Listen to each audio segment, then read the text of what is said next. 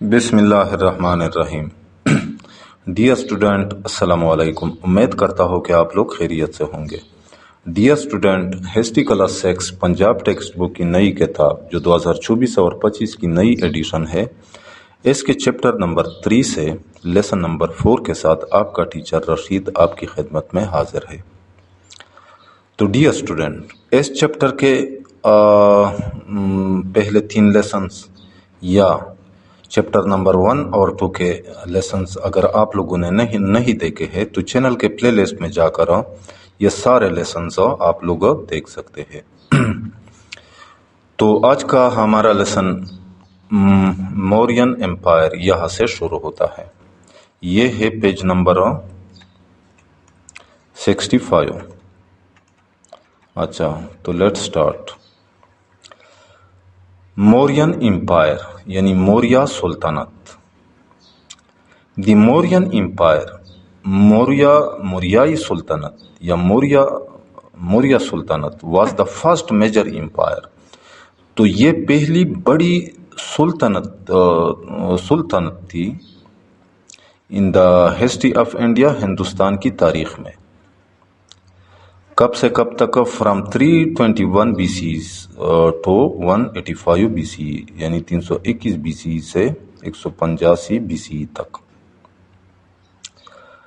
اچھا، چندر گپتا موریہ نے establish the Mauryan umpire, اس نے مورین سلطنت قائم کیا۔ چندر گپتا موریہ نے۔ اچھا، کب؟ کس طرح؟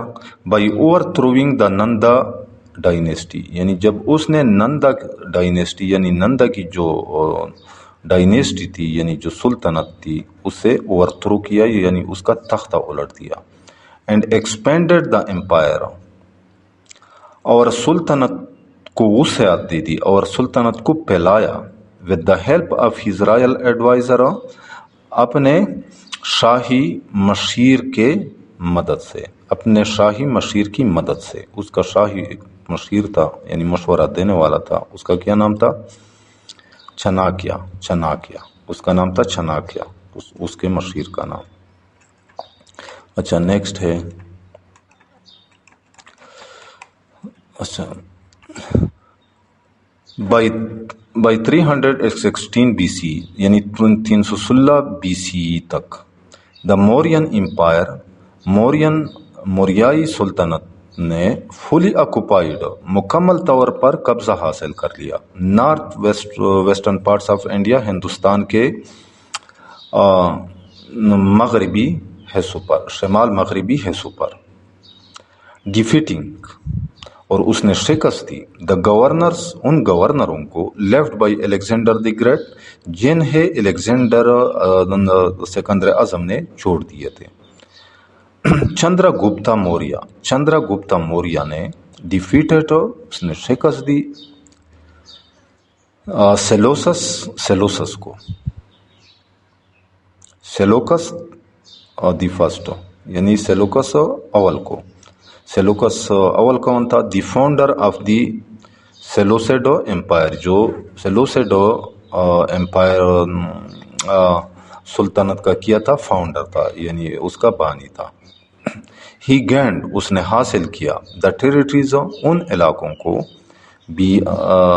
بیانڈ انڈس ریور، دریائے سندھ کے آگے یا دریائے سندھ کے پیچھے۔ اس نے دریائے سندھ کے آگے والے علاقوں کو حاصل کیے یعنی فتح کیے۔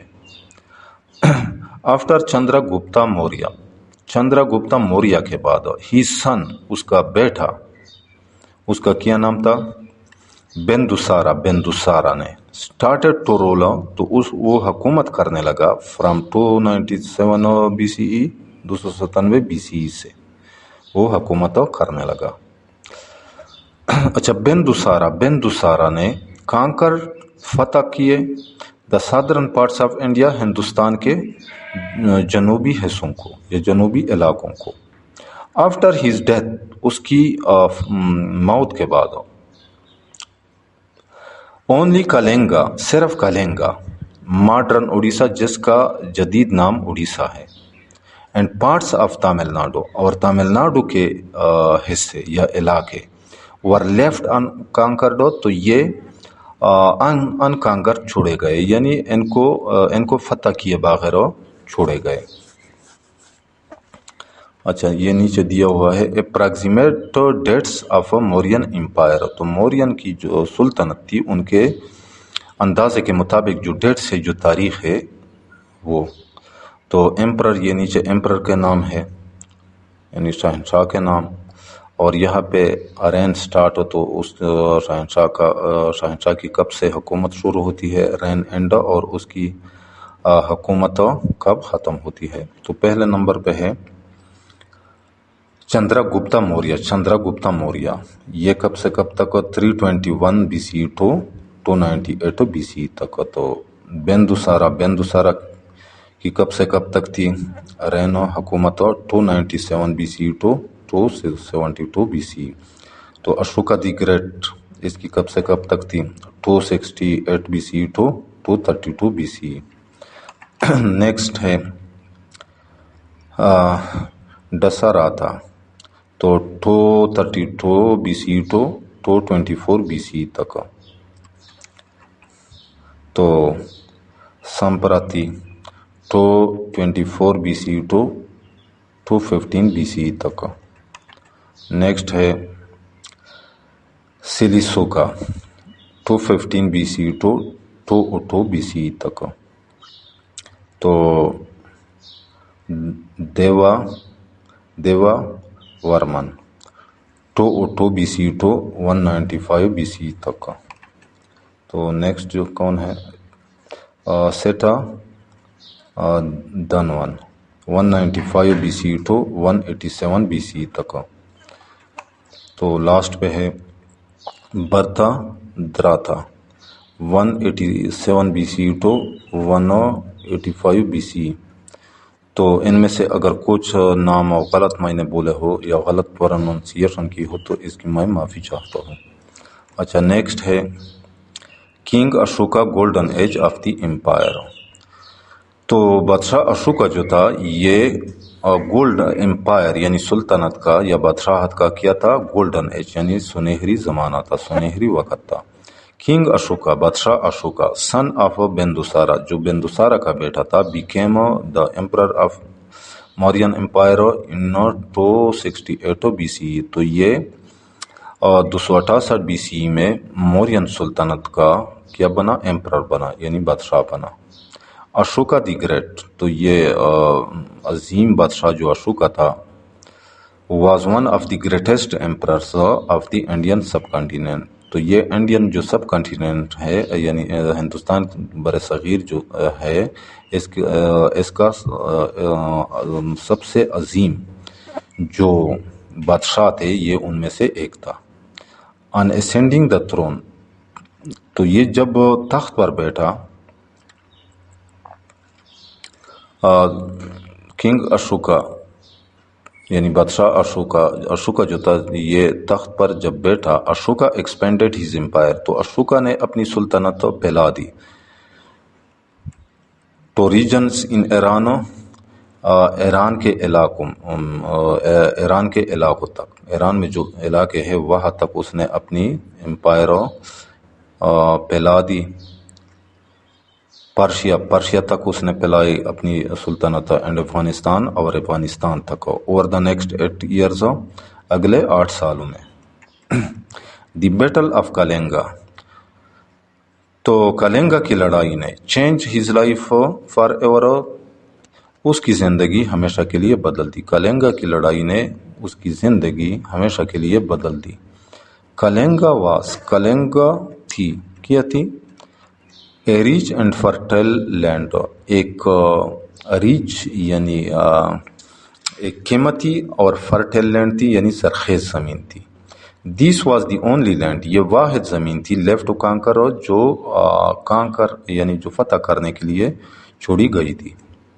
دا پیپل آف کالنگا کے لوگوں نے ریفیوز ٹو بو ڈاؤن ٹو اشوکا's رول، تو انہوں نے اشوکا کے رول یعنی یا حکم حکم کے آگے سر جھکانے سے انہوں نے انکار کیا، یعنی وہ انہوں نے اشوکا کے رول سے انکار کیا، اشوکا کی سلطن حکومت سے انکار کیا، یعنی وہ اشوکا کے حکم ماننے کے لیے تیار نہیں تھے۔